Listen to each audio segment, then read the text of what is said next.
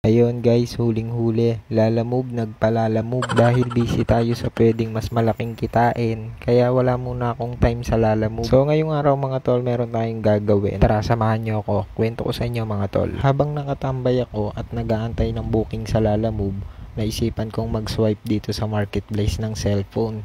Yung sira mga tol para bilihin ko. So hindi naman ako nagsayang ng panahon mga tol, meron agad akong nakuha. 2 unit nga pala to mga tol. Papakita ko sa inyo kung anong klaseng cellphone. Isang Realme Narzo 50i Prime at saka isang Oppo A12. Parehas nga palang 332 yung kanilang specs. At kung makikita nyo mga tol, sobrang basag na basag talaga yung LCD nito. Pero ang kagandahan sa dalawang cellphone na to ay parehas silyado. Hindi pa napapakailaman ng kahit sinong technician. Ang benta nga pala dito ng seller ay 1,200. Tagasi lang siya. Kaya ibinok ko na lang din ang Lalamove mga tol. Sobrang layo kasi kung ipipick up ko pa. At yung shipping fee sa Lalamove ay umabot ng 155. Pero binigay ko sa rider dito ay 200 pesos na. Kaya ang total cost natin sa cellphone na to ay 1,400 pesos. 1,400 mga tol, hindi pa ayos yung cellphone. So bibili pa tayo ng mga parts niya para maayos natin. Usapan namin ng seller ay Gcash ko na lang sa kanya yung bayad dito sa dalawang cellphone na sira. So kaya dito pumunta muna ako ng 7-Eleven para magpa-cash in. Kulang kasi yung nasa Gcash ko. Alright, so pasok tayo mga tol. So kasamaang palad mga tol ay wala, offline yung Gcash dito. Kaya yun, naghanap pa ako ng ibang 7-Eleven para dun tayo magpa-cash in. Dito sa pangalawang 7-Eleven, sakto nakapagpa-cash in na tayo. Pag cash in nito mga tol, inantay ko lang yung rider na makaharap yung seller para isend ko na yung bayad dun sa cellphone. Ayan, dito tayo. Malamig-lamig dito eh. Ang init sa labas, grabe. Favorite ko talaga yun yung kulay blue na box na yun mga tol. Napakasarap ng candy na yun. Sobrang pango, amoy strawberry. Paglabas ko nga dito sa 7-Eleven, nakakasabay ko tong jeep na to. Kulit ni Manong eh, no? Basahin natin guys. Basta driver, sweet lover. Dumaan na nga rin pala ako dito sa binibilihan ko ng pampadulas. Langis yun mga tol. Baka kung ano nasa isip nyo. Kailangan ko na rin kasi magpalit ng langis dahil sobrang gamit na gamit tong motor natin. Para sa susunod natin mga biyahe, hindi tayo nag-aalala na baka matuyuan tayo ng langis, baka sobrang lapot na. Kailangan din natin magpalit niyan. Patama muna tayo dito habang nag-aantay dun sa rider na magdadala ng cellphone. Natrack ko na nga pala sa booking yung rider mga tol. Malapit na siya dito sa napag-usapan naming area. Sabi ko dito ko na lang siya abangan para hindi na siya lumayo.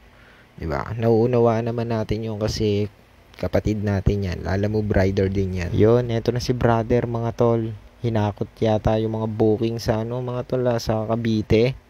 Medyo matagal-tagal siyang dumating pero okay lang yun. Sabi ko sa kanya, sabayan niya kung ilan ang gusto niya isabay. Ako willing naman akong magantay. Di tayo magagalit sa ganyan kasi trabaho natin yan, di ba? Maunawaan natin yan. Tsaka gawain ko yan. Ano ba kayo? Nagtaka siya, Lalamove din yung magre-receive ng dala niyang booking. Sabi ko, paps, layo kasi ng silang para puntahan ko, para sadyain pa, di ba? Kaya binok ko na lang. So, eto na yung cellphone mga tol. Check natin kung anong lagay. Kung kaya pa bang i-survive, kaya pa bang gawin. Pero feeling ko kaya naman. Kailangan lang makita natin siyang merong display. Okay lang may password mga tol. Kaya natin tanggalin yan. Madali lang naman tanggalin yan. So meron tayo mga tools na ginagamit sa pagtanggal ng mga password. Google account. Kaya natin tanggalin yan. Alright. So itong isang mga tol naka-flashlight pa. So ibig sabihin goods. Buo. Yung isa mga tol alanganin ako. Kasi basag na basag. Wala siyang display. Pero nagba-vibrate, yun ang pinaka-importante. Alright, so yun, thank you Paps. Ingat ka dyan sa biyahe mo. Kaya yun mga tol, lumalis na ako para umuwi. Ooperahan ko na tong cellphone na to kung mabubuo pa ba. So ito mga tol, ipeplex ko sa inyo yung cellphone. Ayan, pakita ko sa inyo guys. Ito mga tol, nung chinek ko tong isang cellphone na to, tong Realme Narzo 50i Prime. Ang issue nito mga tol ay LCD. Kailangan siyang palitan. Tapos meron siyang password. So itong Realme na to mga tol, nagawa ko na to at naibenta ko na rin. Hindi ko na na-videohan kasi ayaw magpa-video nung nakabili. Nabenta natin siya ng 1,800. At ito naman mga tol, yung Oppo A12. Kita nyo, basag na basag. Nagawa ko na rin yan, kaso nasa akin pa yan, hindi ko pa nabebenta. Kung gusto nyo bilihin mga tol, pwede nyo kong i-message dito sa Facebook page ko. Bebenta ko lang siya ng 1,500. So yun mga tol, fix na ako doon sa 1,500. Sobrang kinis naman ng unit, hindi ka natalo doon. So ang total cost natin doon mga tol, para malaman nyo din, yung dalawang cellphone na nabili natin, nagkakahalaga ng 1,200. I-plus na natin yung 200 pesos na shipping fee nung nagpalalamove ako. Tapos dalawang LCD ang binili ko kasi parehas ngang sira ang LCD niya. At sa dalawang LCD na yon, gumastos ako ng 950. Kung ito total natin lahat, hindi naman ganun kalaki yung kinita ko. Pero ang mahalaga sa lahat, nagagawa mo yung gusto mong bagay na hindi ka napipilitan, di ba? At sakto yung pagbablog at saka yung paggagawa ng cellphone na hilig ko, na ipagsabay ko siyang gawin. So ang mahalaga naman dito mga tol, hindi yung laki o liit ng kita. So, ang pinakamahalaga dito yung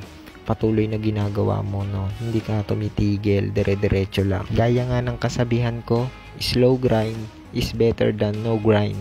Alright, so kita-kita tayo sa susunod na vlog mga tol. Abangan nyo yung mga bidyong ilalabas ko. Peace out!